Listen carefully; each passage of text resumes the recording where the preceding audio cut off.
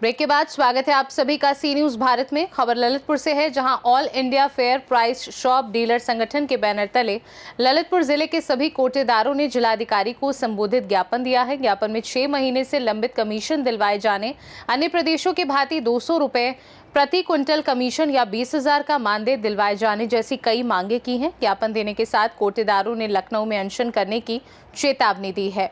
क्या नाम है और किस संगठन से हैं आप? हम इंडियन एयर फेयर प्राइस से हैं। क्या नाम है आपका? जुगल तिवारी। और किस संबंध में आज आपका ज्ञापन है? हमने 6 महीना से हमारा लाभांश नहीं मिला और अन्य भातों की जगह हमें कमीशन कम मिल रहा है।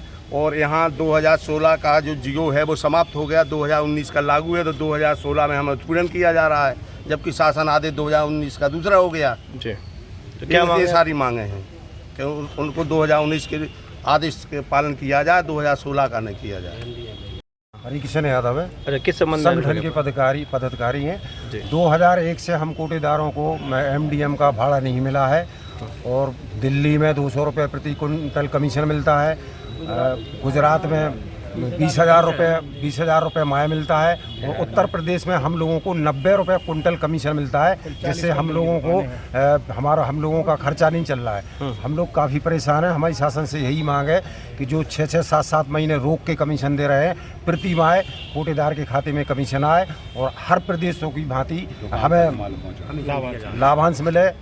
जितना 200 रुपया वहाँ मिल रहा है तो हमको भी 200 मिलना चाहिए और कोटेदार की दुकान पे सही माल पहुँचा जाए और कम मात्रा में जो मिलता है वो पूर्ति की जाए। तो ये सभी जिलों में ऐसा कमीशन है? अभी वर्तमान में सभी जिलों में है और अन्य प्रांतों में 200 रुपया, अदर प्रांतों में 150 रुपया, 200 रुपया, कहीं 20,000 रुपया महीना कोटेदार को मिलता है, जबकि हम लोगों को 90 रुपया क्विंटल कमीशन मिलता है। ये उचित नहीं है।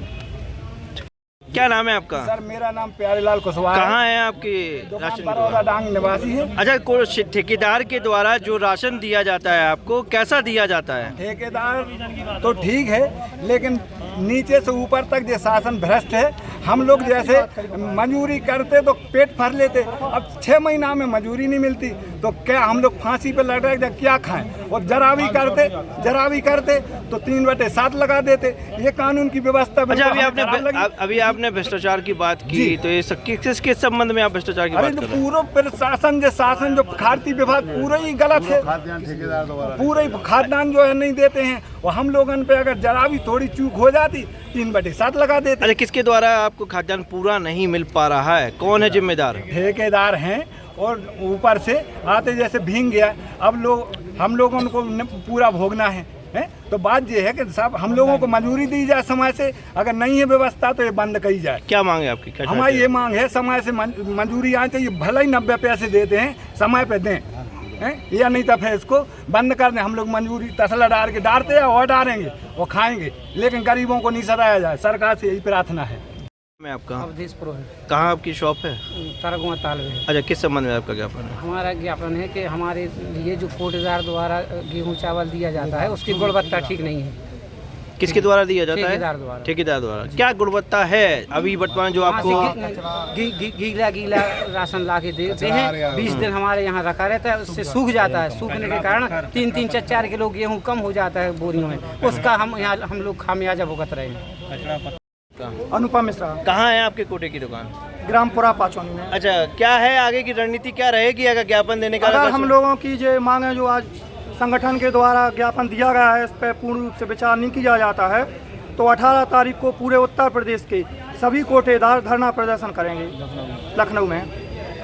हमारा नाम है सुमन पटेल। कहाँ है आपकी कोटे की दुकान? अच्छा, किस संबंध में आपका ज्ञापन? हम इस संबंध में बात करना चाहते हैं कि हमारी जो मशीनें दी गई हैं हम लोगों को, उनमें नेटवर्क नहीं आती है और उनमें जो सीमेंट डली हुई हैं उनमें ना ही बैलेंस डाला जाता है। हम लोग अपने स्वयं बैलेंस डलवा के हर माह मशीनें चला रहे हैं। काफ़ी दिक्कतों का सामना करना पड़ता है।